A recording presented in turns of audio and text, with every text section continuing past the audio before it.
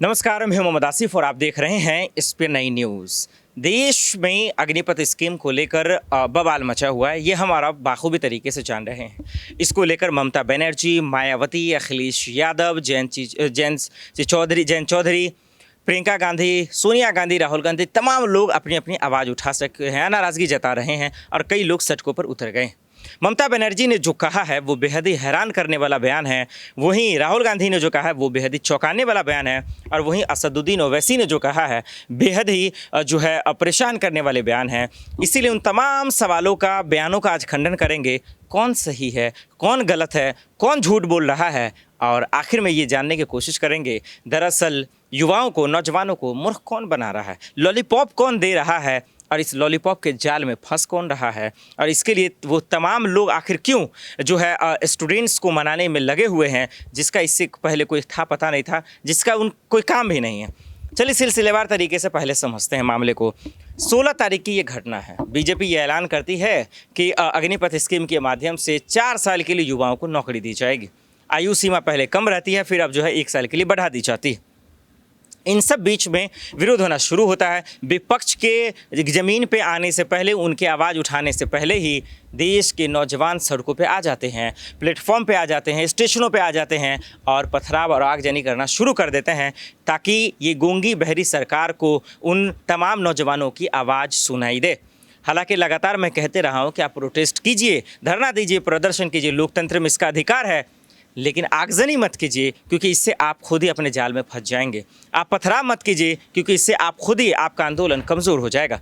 उसके बाद हम सब ने देखा कि बिहार से ये आंदोलन शुरू हुआ, आज पूरे देश में बवाल मचा। आज इन नौजवानों ने भारत बंद का ऐलान किया, इसका असर भी देखने को मिला।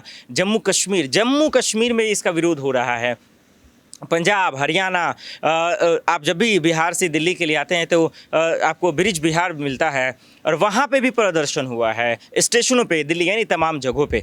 इसके बाद आज ममता बनर्जी ने सबसे पहले आगे आई। ममता, पहले विरोधियों का बात करता हूँ, जो इसको विरोध कर रहे हैं, जो इनके खिलाफ है, उनका बात करता हूँ, फिर मोदी सरकार की तरफ मैं आऊँगा।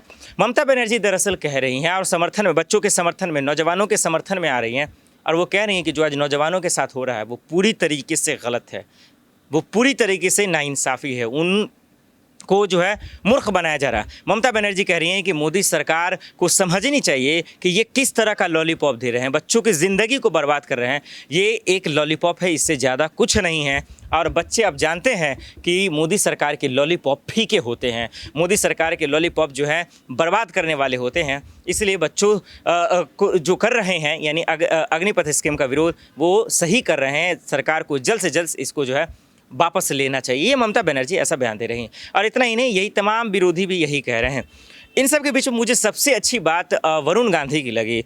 अगर बात करें खास करके बीजेपी के सांसद वरुण गांधी की, तो उन्होंने जो बात कही है वो मुझे बार बार जो है याद आता है, और उनकी बातों का मुझे एहसास भी होता है कि शायद और कोई बीजेपी का नेता ऐसा सोचता, मंत्री या सांसद सोचता, तो शायद आज के देश के युवा इतने परेशान नहीं होते। वो क्या कह रहे हैं, अग्निपथ स्कीम के बाद जब बीजेपी ने इसको संशोधन करना शुरू किया, जब इसमें बदलाव करने शुरू किए ताकि स्टूडेंट्स मान जाए, ताकि नौजवान मान जाए, उसके बाद भी भले ही वो मान नहीं रहे हैं। तो बीजेपी के सांसद वरुण गांधी क्या कह रहे हैं, वो कह रहे हैं कि क्या आज नौजवानों के, पहली बात तो ये कह रहे बार बार संशोधन करने का मतलब तो यही है कि इसको समझ कर, बूझ कर, मशवरा कर जो है बनाया नहीं गया, एक बात। दूसरी बात, वो कह रहे हैं कि नौजवानों का सपनों का मर जाना, यानी नौजवानों के सपनों का मर जाना मतलब देश के सपना का मर जाना। आप समझ सकते हैं कि कितनी बड़ी बात है। वो समझ रहे हैं कि नौजवानों की तकलीफ़ क्या है, उनकी मजबूरियां क्या है, उनका एहसास क्या है, उनका दर्द क्या है, क्योंकि ये किसी अंबानी या फिर किसी जो है बड़े अमीरों के बेटा नहीं हैं। हमेशा आजकल अडानी अंबानी पे भी आरोप लग रहे हैं कि उनके बेटा तो नहीं जो है फ़ौज में जाते हैं, मंत्री पे आरोप लग रहे हैं उनके बेटा नहीं जाते हैं, और ये हकीकत भी है। जाते तो ये गरीब के बेटा हैं, किसानों के बेटा फ़ौज में जाते हैं और देश के लिए शहीद होने के लिए चले जाते हैं, लेकिन उन्हीं के लिए आप सिर्फ 4 साल, यही है कि आज सवाल उठ रहे हैं। तो वरुण गांधी के साथ साथ तमाम लोगों ने इसका विरोध किया है, लेकिन कोई असर पड़ता नहीं जा रहा है। इस वक्त आज छात्रों के समर्थन में राकेश टिकैत, राहुल गांधी, तमाम लोग खड़े हैं, सड़कों पे आ गए हैं, आवाज़ उठा रहे हैं, लेकिन कोई फ़र्क नहीं पड़ रहा। और इसलिए फ़र्क नहीं पड़ रहा है क्योंकि ये बिहार जहाँ से शुरू हुआ है वहाँ बीजेपी की सरकार है गठबंधन में, और जेडीयू यानी जो मुख्यमंत्री नीतीश कुमार, जो सबसे ज़्यादा आगजनी बिहार में हुई है, वहीं के मुख्यमंत्री, सूबे के मुख्यमंत्री कुछ नहीं बोल रहे हैं। तो आप समझ सकते हैं कि दरअसल खेल क्या चल रहा है। नीतीश कुमार चुप क्यों हैं, ये हम सब समझ सकते हैं। हालांकि बीजेपी की एक नेता ने कहा है कि नीतीश कुमार अलग भी हो सकते हैं। मैंने एक रिपोर्ट कर दर्शकों को तो बताया ही है। अब आपको बताते हैं कि दरअसल बीजेपी की मजबूरी क्या है। देखिए, दरअसल सबसे पहली गलती तो बीजेपी ये कर रही है कि सेनाओं को आगे कर रही है। सेनाओं को, सेना के चीफ को आगे कर जो है इस स्कीम के बारे में समझाने की कोशिश कर रहे हैं, जो सरासरी गलत विपक्ष बता रहा है। और वो इसलिए क्योंकि ये सेना के अपमान को माना जा रहा है। और ये हकीकत भी है, क्योंकि देखिए सेना कभी पीछे हटना नहीं जानता है। वो देश के लिए शहादत दे देंगे, मर जाएंगे, मिटेंगे, लेकिन पीछे नहीं हटेंगे। तो जब तीनों सेना के चीफ प्रमुख आगे आ चुके हैं और वो बता रहे हैं कि ये कितने फ़ायदेमंद है, फिर वो पीछे कैसे जा सकते हैं। यानी कि जो छात्र इस वक्त सड़कों पे हैं, वो पूरी तरीके से कोई उनको फ़ायदा नहीं मिलने वाला है, क्योंकि बीजेपी के नेता, मंत्री, गोदी मीडिया, बेशर्म गोदी मीडिया तो बाद की बात है, पहले तो यहाँ चीफों ने आके उनका स्वागत कर रहे हैं। तो अब सवाल है कि आखिर कैसे। अब कुछ लाजमी सवाल है जिसका जवाब देना होगा। क्या ये छात्र ही हार मान जाएंगे? क्योंकि आज की बड़ी खबर जो आप दर्शकों को बता दें, उसको लेकर अधिसूचना भी जारी हो चुका है, नोटिफिकेशन, और अब जो है जुलाई से हो जाएगा भर्ती। तो सवाल ये है कि छात्र के इतने हंगामे के बावजूद मोदी सरकार पर कोई भी फ़र्क नहीं पड़ा। कई छात्र रो रहे थे, बिलख रहे थे, पुलिस से गले मिलकर रो भी रहे थे, इसका भी कोई फ़र्क नहीं पड़ा। क्या 2014 के बाद से वाकई में प्रोटेस्ट का मतलब ख़त्म हो गया है? क्या धरना देने से भी लोगों को इंसाफ नहीं मिलेगा, हक नहीं मिलेगा? जिसके लिए आपने स्कीम लाया, उसको जब पसंद नहीं है, फिर ज़बरदस्ती क्यों घुसे रहे हैं आप?